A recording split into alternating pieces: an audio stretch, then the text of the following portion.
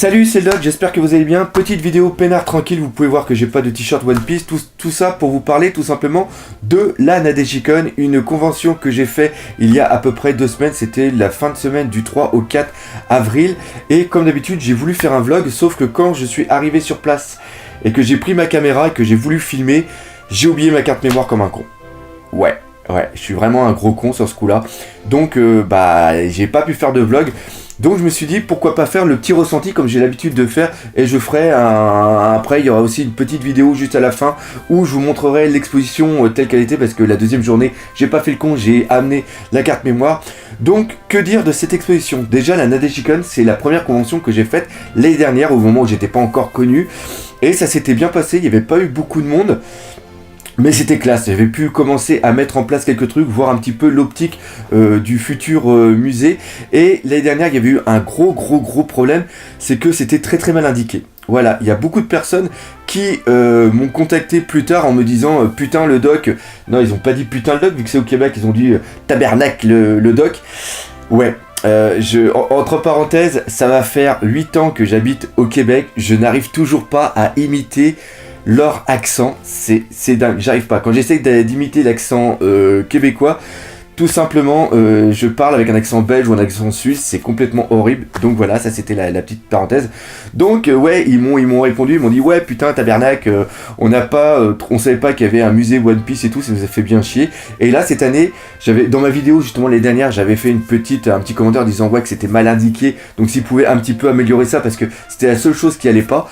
Et cette année, ils l'ont fait, c'est-à-dire qu'il y avait des panneaux vraiment partout avec des flèches et tout, et c'était bien indiqué que d'un côté il y avait des salles de gaming, il y avait des karaokés, il y avait du cosplay, et bien sûr il y avait le petit musée du doc, et ça me fait super plaisir. Donc ce que j'ai fait, c'est que j'ai eu exactement la même salle qui est quand même assez grande, mais par contre j'ai décidé de mettre ça d'une façon différente, parce que encore une fois, je ne veux pas faire un seul musée puis le mettre à chaque fois pareil. Je veux que les mecs quand ils viennent, qu'ils se disent tiens putain le doc il fait quelque chose, j'ai envie qu'ils soient surpris, parce que c'est chiant quand tu vas voir plusieurs fois le même truc, ça devient chiant. Donc là j'ai fait un truc différent, et là j'ai décidé de mettre une grosse table au centre avec au milieu l'équipage des Mugiwara les 2 ans après, et tout autour j'ai mis plein de classeurs de cheatés, et chaque personnage en face de lui avait son classeur. De toute façon vous verrez ça dans la vidéo qui sera à la fin, et ça a super plu. Ouais, ça a super plu.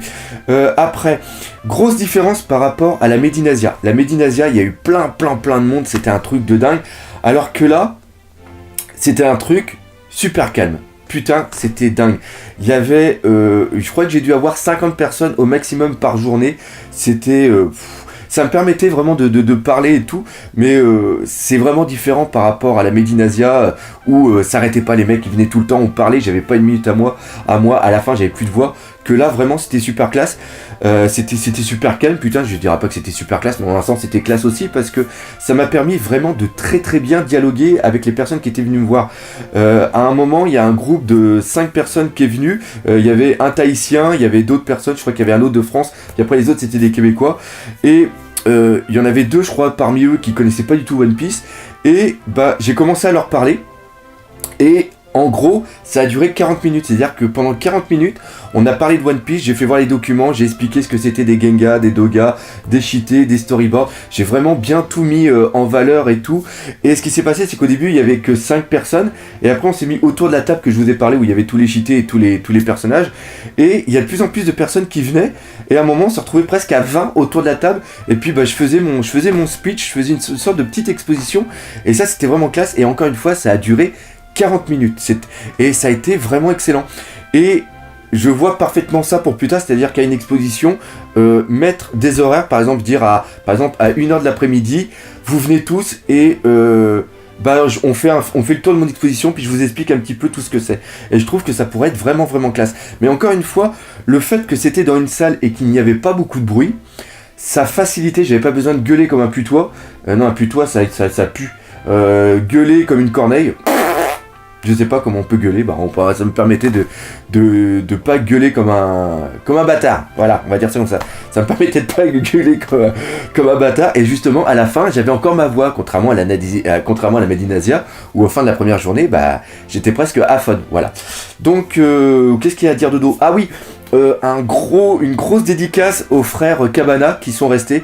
Les mecs super sympas, c'est les premiers d'ailleurs qui sont venus qui m'ont dit putain t'es le doc. D'ailleurs durant la journée il y a que 4 personnes qui m'ont dit putain t'es le doc et j'ai eu que 4 selfies. Ça, encore une fois ça change carrément de la Medinasia où quand je me promenais dans les allées marchandes ou quoi que ce soit, il y avait des mecs qui me tapaient sur les... Enfin, ils osaient pas me taper sur les pommes, ils me disaient putain t'es le doc, est-ce qu'on peut faire un selfie et tout. Donc ouais, et encore une fois, je vais être chiant avec ça, mais putain qu'est-ce que j'aimerais venir à la Japan Expo parce que je sens que ça va être complètement dingue. Donc voilà, qu'est-ce qu'il y a à dire de plus sur cette exposition, que c'est vraiment un truc vraiment tranquille. Ah oui, mon petit Luduc, voilà, et toute ton équipe, un gros bisou. Ouais, je vais carrément faire un bisou. Voilà, ça va être cette vidéo elle va partir totalement en live, je le sens complètement. Elle est même pas du tout préparée. Ouais Luduc, encore une fois, j'adore ce que tu fais. Et voilà, non, on a des icônes, 2 jours sur place, bons souvenirs. Il y a des choses qui se remettent encore en place, il y a des futurs projets pour une exposition. Donc ouais, ça a été vraiment classe. La prochaine expo, je sais pas où ça va être. J'espère que ça sera en France, mais je sais pas quand, je sais pas où, donc on verra. Maintenant, on va passer au meilleur, bien sûr, c'est parce que même si j'ai oublié ma carte mémoire, la deuxième journée, j'ai pu faire une petite vidéo et je vous allez justement voir comment était installé le petit musée One Piece pour la Nadezicon de l'année 2016. Ça y est, on est enfin dans l'exposition et on va voir ça ensemble. Alors comme d'habitude, j'ai décidé de faire, c'est-à-dire des cadres sur les murs comme vous pouvez voir ici, et juste en dessous, on a des décors et des figurines qui sont justement en rapport par rapport à l'arc. Là, on va commencer avec Impel Down. Donc, on a bien sûr un cadre avec Jinbei qui est dans la prison, qui est juste en dessous. Après, on a bien sûr ici un petit garde et Ivankov. Et après, c'est justement, on a le Jinbei qui est à l'intérieur de la prison, qui reprend le cadre. On a notre traditionnel Magellan et juste au-dessus de Magellan, on a bien sûr son attaque et aussi comment le poison le recouvre. On a après, juste là, la petite prison ou AS avec notre petit gap devant. Au-dessus, j'ai décidé, normalement, il devait y avoir un grand cadre avec Barbe Noire, mais malheureusement, comme une grosse buse, je l'ai oublié dans la maison. Et j'ai décidé de mettre celui-ci car je l'aime beaucoup. En plus, il allait bien dans le cadre. C'est l'un des derniers que ceux qui avaient été me voir à la Medinasia avaient vu. Il s'agit justement d'un Zoro avec un Robin et je l'adore particulièrement avec cette vision du dessus. Après, on va arriver sur l'arc de Marineford avec ici bien sûr 2 crocodiles. Après là on a putain je me rappelle plus encore son nom, c'est du merde, putain Inu, putain Akainu, voilà merci, j'ai n'importe quoi. Et Barbe Blanche. Et après j'ai mis pas mal de figurines que vous pouvez voir juste là. Et c'est quelque chose que j'aime, c'est-à-dire qu'on voit plusieurs Barbes Blanches selon des gammes différentes. C'est-à-dire que là on a celle de la Ichiban Kuji. On a bien sûr celle-ci qui est la figure Art Zero.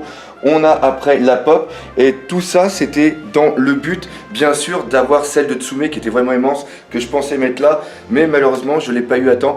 Ça m'a un petit peu, c'était un petit peu embêtant mais c'est pas trop grave. Bien sûr on a toujours des cheatés qui sont présents juste là qui sont en rapport avec l'arc en question. Il s'agit bien sûr de Marineford. Et après on va aller sur quelque chose que j'ai pensé cette année, c'est tout simplement tout l'équipage. C'est-à-dire que là j'ai mis tout l'équipage en cercle et devant chaque personnage, on va avoir les cheatés qui correspondent. C'est-à-dire qu'ici, on a Senji. Là, on a des croquis qui sont des croquis de conception que vous pouvez voir qui ont été faits par rapport aux cheatés. Et après, bien sûr, on a ici, on voit qu'on a le personnage de Usopp et j'ai décidé de mettre les cheatés de Usopp. Et on a ça qui est vraiment tout autour de la table. Donc ça c'est quelque chose, je suis assez content, c'est quelque chose qui a vraiment très bien fonctionné. Les gens sont contents, souvent ils sont à plusieurs autour de la table pour regarder tout ça. Puis ça permet justement d'un petit peu de dynamiser cette exposition. Maintenant on va se retourner et on va aller du côté de la l'église des hommes poissons avec bien sûr la statue de Tsume qui est ici. On a mis les cheatés de Usopp juste là. Et vu qu'on restait dans Usopp, j'ai pensé à mettre le petit masque de Sogeking avec son affiche Wanted, la petite figurine qui va bien.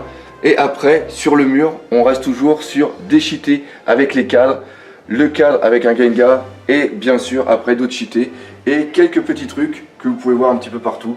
On a aussi des Gengar que j'ai mis ici qui permettent un petit peu de faire des explications, comme par exemple ici où on voit qu'on a un Gengar qui correspond juste ici au personnage qui est là. C'est-à-dire que comme ça permet vraiment de faire des très très bonnes explications. Ça, on est toujours pareil. Et après, on va arriver sur les, sur les dernières tables, où là, on a carrément un gros décor de Kuma en version Shabondi, qui a été fait par Pegasus. Encore une fois, ce mec, il l'arrache complètement.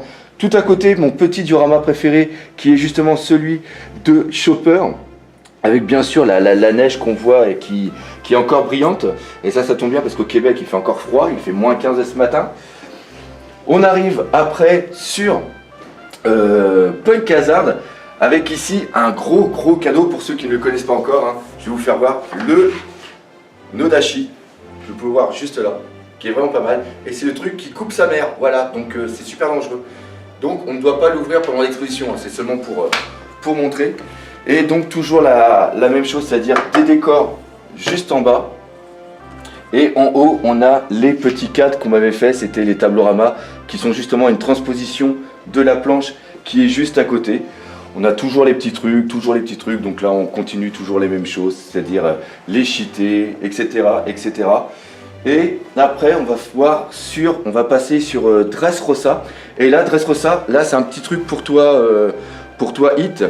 C'est-à-dire que tu avais fait les tabloramas que j'avais vraiment adoré et qu'on mettait les figurines. Mais là, avec les dernières, j'ai trouvé que ça faisait vraiment excellent. Regarde, tout simplement de mettre les petites WCF.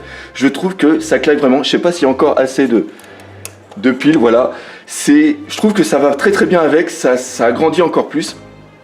Donc je me suis dit, pourquoi pas faire l'essai. On revient. Là, une chose qui est vraiment excellente que je vais vous faire voir, c'est vu que j'avais été à la Made in Asia, j'ai eu la chance de pouvoir interviewer Isaku Inoue.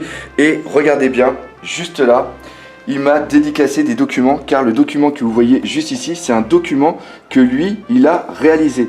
Donc ça, c'est quand même quelque chose qui est assez classe. Après, on continue toujours sur les mêmes choses, c'est-à-dire des cheatés, des petites planches, le reste avec des Gengar au niveau du tableau, des cheatés. Bref, quelque chose qui est vraiment excellent et que j'adore. Maintenant, le tout est de savoir si les gens vont aussi apprécier cette petite expo. Ça, on le saura dans 2 jours à la fin de la Nadeshikon. Allez, salut! C'est bon.